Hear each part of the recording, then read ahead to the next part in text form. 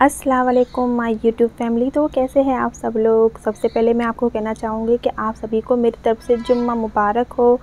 आज जुम्मे का दिन है, माशाल्लाह बहुत अच्छा लगता है जब जुम्मे का दिन होता है तो सब हमको जुम्मा मुबारक बोलते हैं। और जुम्मा के दिन मैं स्पेशली वाइट ड्रेस ज़्यादा पहनती हूँ, क्योंकि जुम्मा के दिन हमको ऐसा लगता है कि हम वाइट पहनेंगे तो हम बहुत ज़्यादा पाक साफ़ और अच्छे लगते हैं जुम्मा के दिन।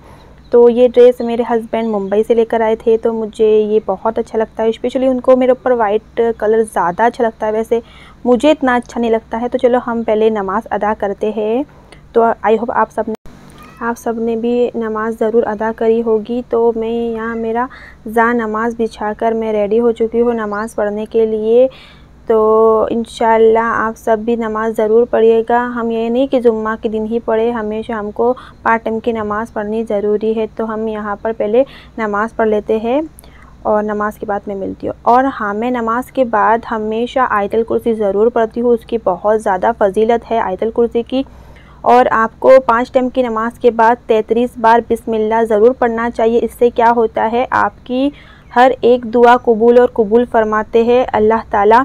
तो आप ये याद रखना कि आपको 33 बार बिस्मिल्लाह ज़रूर पढ़ना चाहिए। और बहुत कुछ है, मैं आपको बाद में बताऊंगी।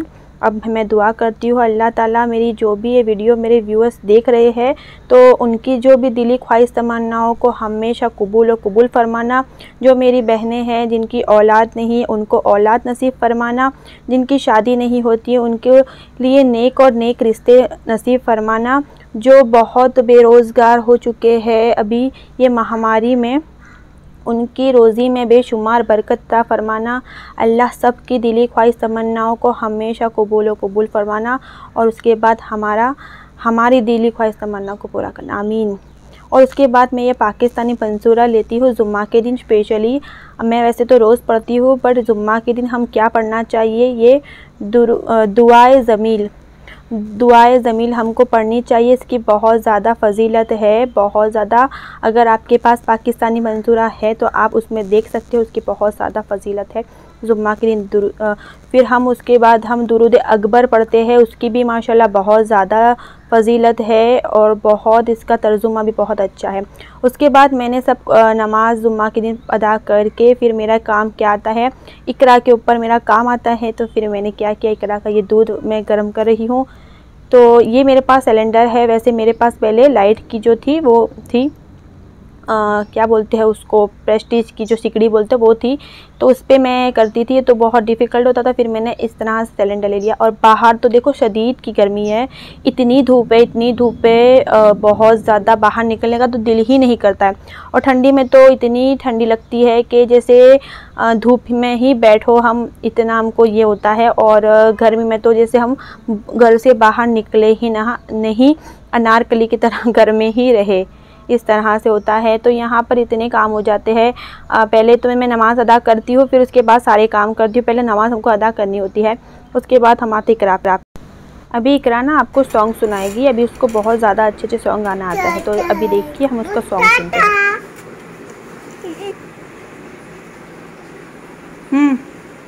गो गान दीवाना दी, चलो गायन गा इकरा। माहिया मेरी माही जानिया दिल जानी। एक बार गायन को चलो।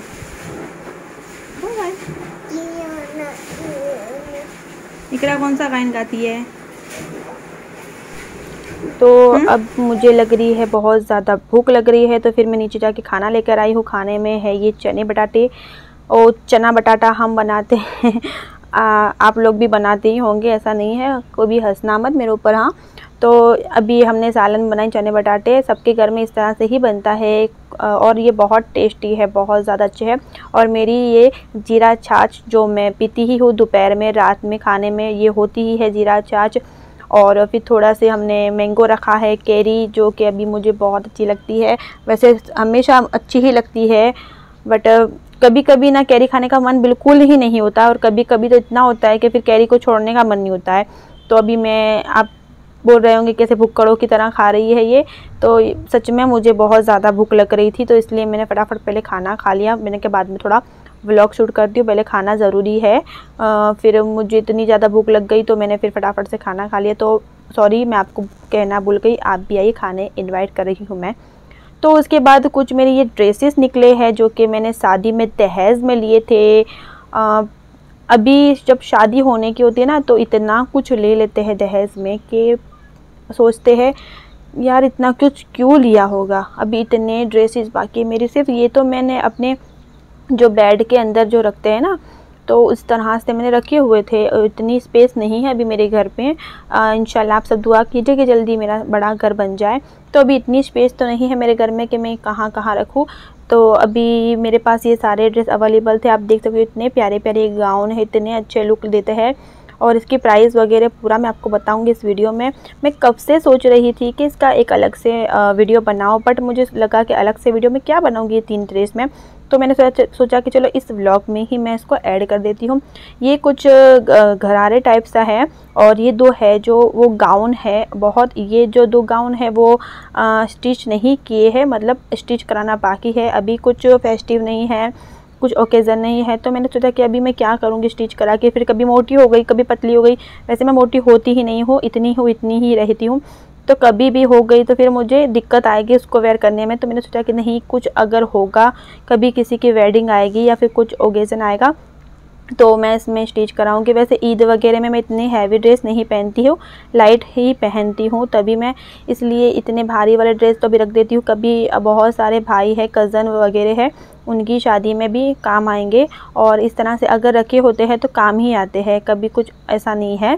तो ये बहुत अच्छा लगता है, देख सकते हैं इसकी इसको हम डबल तरीके से स्टिच करा सकते हैं। मैं आपको वीडियो में पूरा बताऊंगी। और इतने अच्छे लगते हैं। इसका प्राइस मिनिमम होगा, एक गाउन का 8000 तक का प्राइस होगा। ये मैंने अहमदाबाद से बाई किए थे। तो चलिए मैं इसको ओपन करके दिखाती हूँ। तो ये देखिए इस तरह से इसका दुपट्टा है। पहले मैं आपको दिखाती हूँ, सॉरी, ये पूरा ये गाउन है।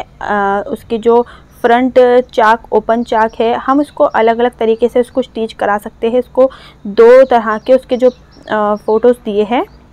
तो इसका दुपट्टा इस तरह से आएगा। वैसे दुपट्टा इसका बहुत ज़्यादा नेट और सिल्की में है, उसको कैरी करना बहुत डिफ़िकल्ट हो जाता है, उसको बहुत अच्छे से टाई करना होता है। क्योंकि मेरी जो सिस्टर है उनके पास भी यही ड्रेस है, उन्होंने मेरी हल्दी में ये ड्रेस पहना था, तो मैंने ये रख लिए थे। और ये देखिए इस तरह से जो फैंसी ब्लाउज़ है ये बना ही दिया है, मतलब जैसे आप पिक्चर्स में देख रहे हो इस तरह से। ये गिल्टर वाला जो ब्लाउज़ है वो ऐसे ही है, बट ये तो हम नहीं पहन सकते हैं क्योंकि हमको अलाउ नहीं है ये सब पहनना। तो मैं उसको इस तरह से नहीं, मैं अपनी तरह से इसको स्टिच कराऊंगी। जब भी स्टिच कराऊंगी आपको ज़रूर दिखाऊंगी, और जब भी मैं इसको वेयर करूंगी तब भी आपको ज़रूर दिखाऊंगी।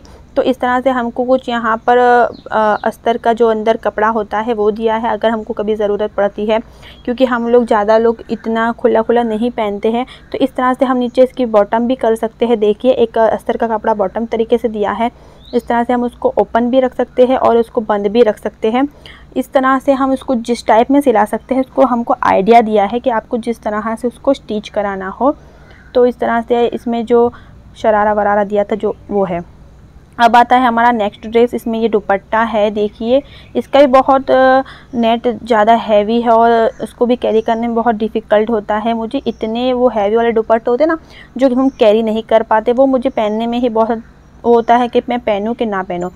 तो ये तो मैंने पहले ही इसको स्टिच करा लिया था। देखिए वेडिंग होती है जब भी मैंने उसको स्टिच करा लिया था, बट अभी तक मैंने उसको एक भी बार वेयर नहीं किया है। और इसमें पूरा डायमंड वर्क आता है, बहुत अच्छा लगता है। अभी इसमें आयरन वगैरह नहीं किया है, इसलिए इसका लुक थोड़ा इतना अजीब सा रहा है। वैसे वो आयरन वगैरह होगा तो अच्छा ही लगेगा।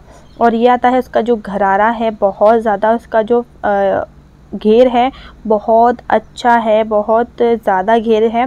उसको जब पहनते हो तो बहुत अच्छा लुक आता है। ये रेडीमेड ही आया था, स्टिच करा ही हुआ आया था, सिर्फ मैंने टॉप को ही स्टिच कराया है।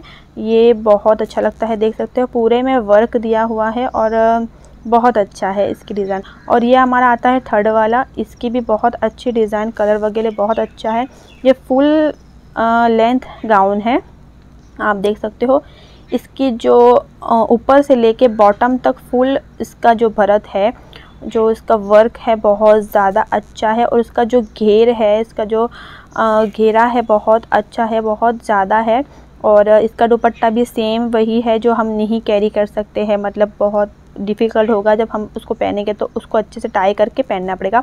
इसकी जो स्लीव दी है वो बहुत अलग दी है, अगर हमको अलग तरीके से उसको स्टिच कराना हो। इसके साथ भी 2 तरह के जो अस्तर के कपड़े दिए हैं, नहीं इसके साथ तो सॉरी एक ही दिया है अस्तर का कपड़ा।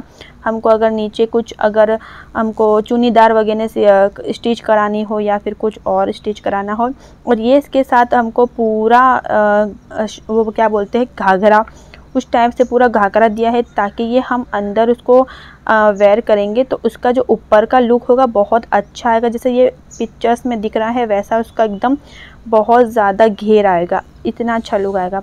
और जब मैं इसको स्टिच करा के पहनूंगी तो मैं ज़रूर आपको बताऊंगी कि इसका कैसा लुक आया है। पता नहीं कि सेम जो पिक्चर्स में दिया है वैसा लुक आएगा कि नहीं, बट आएगा तो ज़रूर, क्योंकि ये सेम ही डिज़ाइन है, उसमें कुछ भी अलग नहीं है, तो ये सेम ऐसा ही है।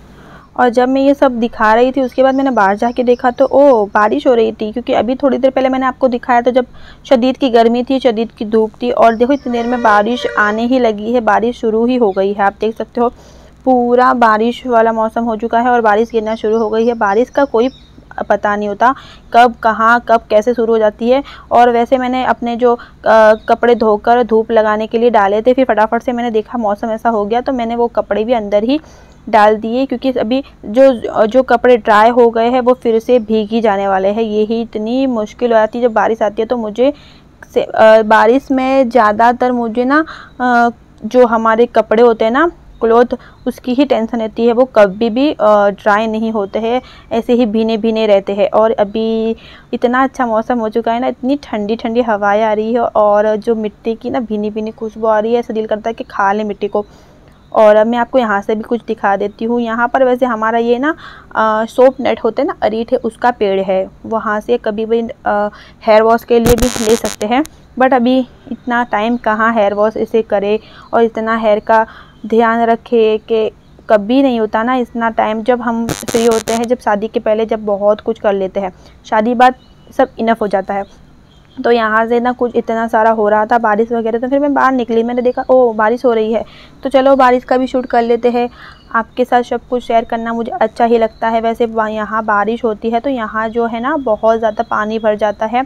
एक बार ना इतनी बारिश हुई थी, इतनी बारिश हुई, पूरी रात बारिश हुई थी, तो फिर क्या हुआ, यहाँ पर जो इतना पानी भर गया था तो मुझे जाना था नेक्स्ट डे, मुझे जाना था मम्मी के घर पर। जो मम्मी के घर पर जाना था तो भाई कोई रिक्शा वाले आ ही नहीं रहे थे। क्योंकि रिक्शा पूरी डूब जा रही थी, मतलब इतना पानी ओवरफुल हो गया था वहाँ पर। जो अगर रिक्शा आती तो वहाँ से रिक्शा है जो वो डूब जाती।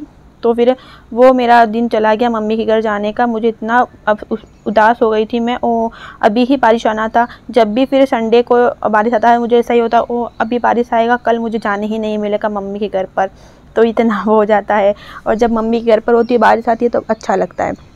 तो अभी बारिश आ ही रही है, मतलब इतनी नहीं आ रही, नॉर्मल बारिश आ रही है, अभी बिजली वगैरह नहीं गई। बस यही होता है, दिक्कत आ जाती है जब बारिश आती है तो सबसे पहले लाइट जो बिजली चली जाती है ना, सबसे बड़ा गुस्सा तब मुझे आता है। तो आप देख सकते हो यहाँ पर भी बहुत ज़्यादा बारिश आ रही है। मतलब अच्छा लगता है जब इतनी स्लो से और धीम स्लो से बारिश आती है तो बहुत अच्छा मौसम लगता है। और जब बहुत ज़्यादा हवा के साथ और तूफ़ान के साथ आती है ना तो बहुत डर लगती है, भाई ऐसे तो नहीं आए, नहीं इतनी अच्छी लगती है। तो आज का व्लॉग इतना ही था बस। अगर आपको मेरा ये व्लॉग अच्छा लगा हो तो मेरे चैनल को सब्सक्राइब करना, मेरी वीडियो को लाइक शेयर कमेंट ज़रूर करना और इतना सपोर्ट दो मुझे कि अब मेरा चैनल ग्रो हो जाए। और आप सबसे रिक्वेस्ट करती हूँ, अपनी बहन को प्लीज़ थोड़ा प्यार दे दो, ताकि इतनी मेहनत करती हूँ तो कुछ तो मिले। तो बस आप लोगों का प्यार, आप लोगों का सपोर्ट हमेशा मुझे चाहिए।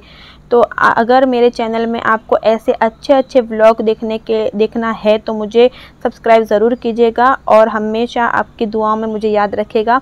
तो चलो चलते हैं, अल्लाह हाफिज़। अब मिलते हैं नेक्स्ट व्लॉग में, बाय, टेक केयर।